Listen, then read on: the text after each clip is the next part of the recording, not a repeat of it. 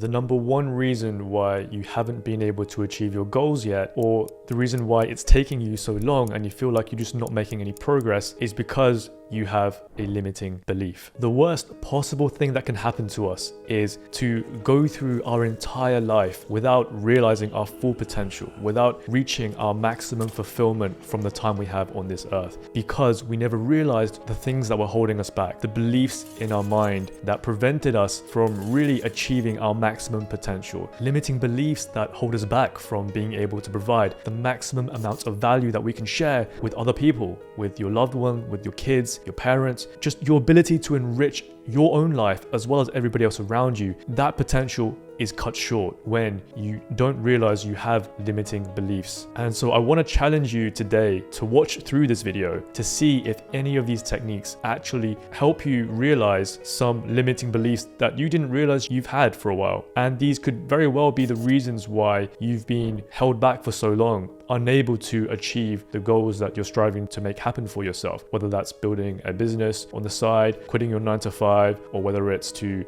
earn that black belt in jiu-jitsu if you're into that kind of thing. Whatever it is you're trying to accomplish, you don't want to be held back by limiting beliefs that you never knew you had. By the way, if you're new here, my name is Cheng, and today I run a business where my monthly income is now higher than my old full-time annual salary. And on this journey, I've gone through a lot of personal hardships, a lot of financial hardships, and a lot of that was because I had limiting beliefs and I didn't realize that those things were holding me back for so long, and I went through so much pain, so much hardship because of them. So I want to tell you how I realized those limiting beliefs and how I took action to actually solve them, and how by doing those simple things just unlocked a huge amount of potential in myself to achieve things that I didn't even think was possible. Now, on the topic of limiting beliefs, you might have heard of something called the 4-minute mile. And basically, in the marathon world, there was a dude back in 1954 by the name, apparently, of Roger Bannister, where he achieved the first marathon in under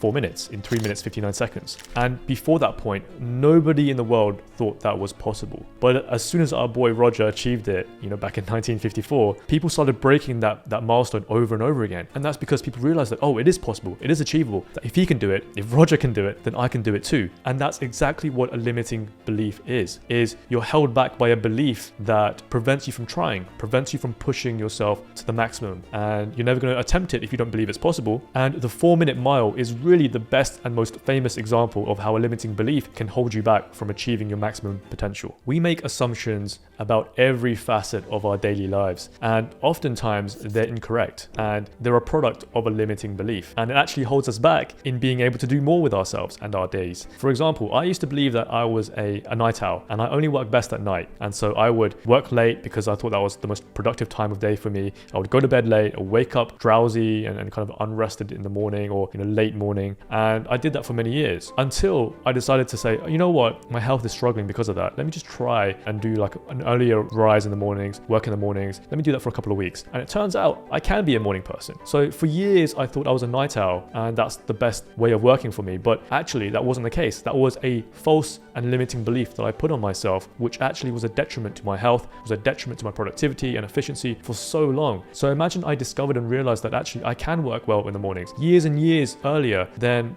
I think I could have done so much more up to this point. That's just one small example, right? That's just one tiny facet of everything I do in my day-to-day life. So imagine for yourself, what are these small things that might actually, over a long enough time period, could have a massive compounding effect and result to your output, to what you're able to do every single day. Even when I was starting my business, I used to charge clients, very little money. My first client, I charged £1,500 a month, and I did a lot of the work myself. It wasn't a lot of money for the work I was putting in, but eventually over time I would incrementally increase it. All right, the next client I charged £2,500, and so on and so forth. But it wasn't until I actually joined some mastermind groups, entered some communities, other entrepreneurs trying to build their businesses, that I saw other people charging $4,000, $5,000, $8,000, $10,000 a month, and I realized, wow, that's actually possible. People are actually doing that and charging so much money for their services, for the value that they bring to the market and for their customers and clients. Why can't I do that? I can do the same. And so just by being exposed to people who were already doing it, doing more than I was,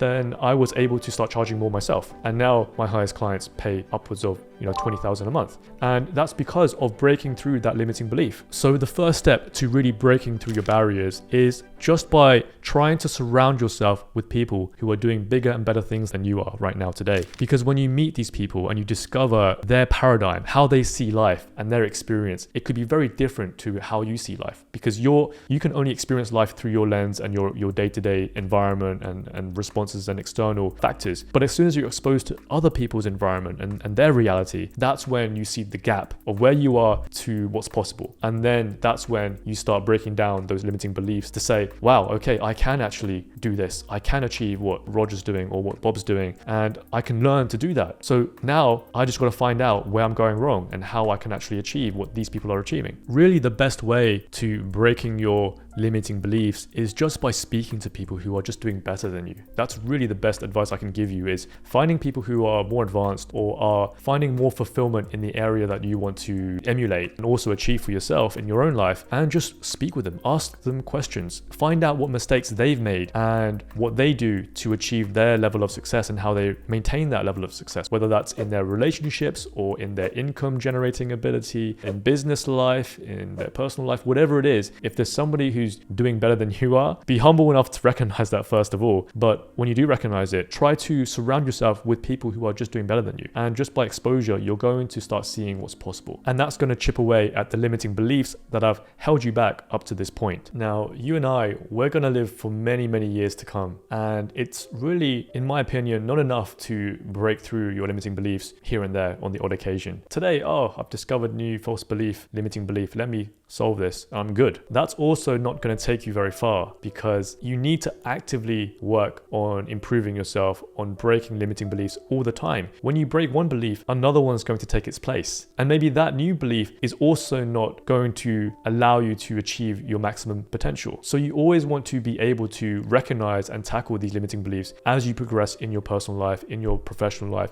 as you build your business. And the only way to do that is to foster a growth mindset and mentality. One of the biggest mistakes I made in the beginning of my business career is I put making a $10,000 revenue month on a pedestal. I put that goal on a pedestal, meaning that to me, I thought it's such a huge number that if I can achieve that, that would be amazing. I can't wait to achieve that. And I was just working tirelessly to make that happen. And the problem was, when I did finally achieve my first 10,000 revenue month, and I actually surpassed that 10,000 number, my growth in my personal life, in my business life, everything plateaued. And the entire thing, after like a huge growth, just stagnated. And I was unfulfilled. I got really unhappy. I wasn't really feeling like I was making any progress in anything. I was coasting. I was getting lazy, complacent. And I thought, things aren't really the best, but it's okay. And it was really uncomfortable spending time in that place of anxiety, of, just unfulfillment, no growth. That was really painful to me, because I like advancement. I'm a person who likes to be improving on things, seeing higher numbers, getting better at a certain skill, seeing the results of that. And that's actually what drives me. So when I was experiencing that, it was really uncomfortable, and I didn't really realize and understand why that was the case until I had the realization of, oh my God, I didn't renew my goal. I surpassed my 10K target ages ago, but I didn't set a new target. And because of that, I had no vision to strive for. I had no new mission to achieve. And as soon as I realized that, as soon as I was like, okay, no, my next goal is 20K a month. As soon as I set that vision, suddenly everything started picking up again. My personal growth, my skill set, everything was being improved. So this is really the best way to stay on top of your limiting beliefs, and that is to always stay on top of your goals. Reflect on where you are as often as you can. Journaling really helps. And if you just reflect on where you are and how far away you are from your goal and your target, that's going to keep you aligned with what you are doing every day, with the energy that you're putting into your work. And if you recognize that, you've surpassed your goal, amazing, treat yourself, reward yourself, but then set a new goal. So you're always striving forwards and you're never coasting. You never fall into that trap of complacency and laziness that I did. If you set new goals, if you always know where you're going, the direction is set, and okay, I am still walking forwards, that's going to help you in the long run. So paired with what I mentioned earlier about just surrounding yourself with people who are doing better than you, plus staying active on reflecting on where you are on your journey, those two things paired together are going to serve you very, very well in terms of breaking through any limiting belief that comes your way. And one thing I actually do nowadays to help me with that is I print out what I call a 12-week year. And so what I do is I ask myself, what is it that I want to achieve this year or in the next 12 months? And when I have clarity on that, I then break that down and condense it into 12 weeks. So I try to achieve that target that I was going to set for myself for the next year, but actually condense it into 3 months and say, okay, I'm going to achieve this actually not in 12 months, but in 3 months. So there's a few prompts I put in this document that reminds myself of my vision or where I'm going. And the first thing that I put down here is really defining my long-term vision. How old will I be in 5 to 10 to 20 years from now? During this age range, how do I want my life to look like? How much money do I want in the bank?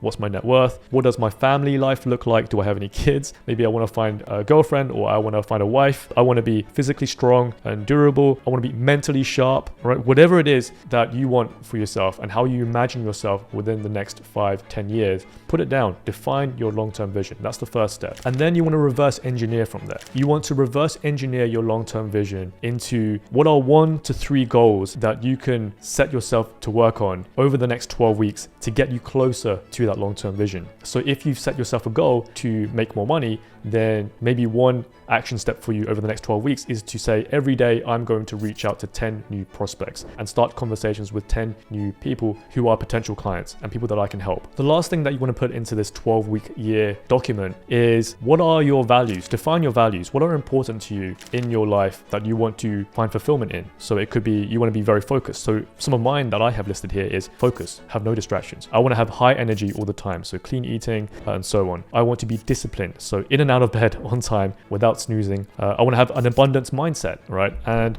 so these are some of the things that you want to write down, just the values that you hold dear to yourself about the person that you want to be. And then from there, you want to break these values down into 3 to 5 small daily habits that you can add to your daily life. And these habits should serve as strengthening and developing those values and principles that you've defined for yourself as important. So if one of your values is to have an abundance mindset, or the ability to recognize and break down any limiting beliefs that come your way, then one small habit that you can incorporate is daily journaling, practicing your presence through meditation. These things will help you achieve the values that you've set for yourself. And so just by printing something like this off and putting it on your desk, it's going to serve as a reminder for you as you go about your day. You know, as you're sitting at your desk, as you work, as you do whatever, you can just pick this up and read it and say, oh yeah, just remind yourself that these are the things that are important to you. And just by staying proactive about these ideas, it will keep you accountable to your thoughts and your thought patterns and the beliefs that you currently hold. What I do actually is I print this online and I just use a laminating service. So when they ship it to me,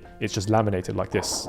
So it's just much more durable, it's waterproof, and it's nice. So that's a tip for you right there. I won't lie to you, it takes work. Everything that I'm talking about, it takes work. It takes a drive to improve yourself. And so if you don't have that, then I'm sorry. This video was a waste of your time. But if you do want to take steps to staying conscious of your limiting beliefs, to be able to recognize any new ones that come your way, to be able to break down these limiting beliefs, to really achieve your maximum potential, whether that's to quit your 9 to 5, become your own boss, build a business, whatever that looks like for you. If you want to do that, check out the link in the description below. Join the waitlist. I'm building a group of like-minded people like you and I who have quit or are quitting their 9 to 5 and want to work on an income on their own terms. Then check out the link in the description and join the waitlist. If you found this video useful, helpful, then give this video a thumbs up and check out this other video that I made that I think you'll find very, very interesting.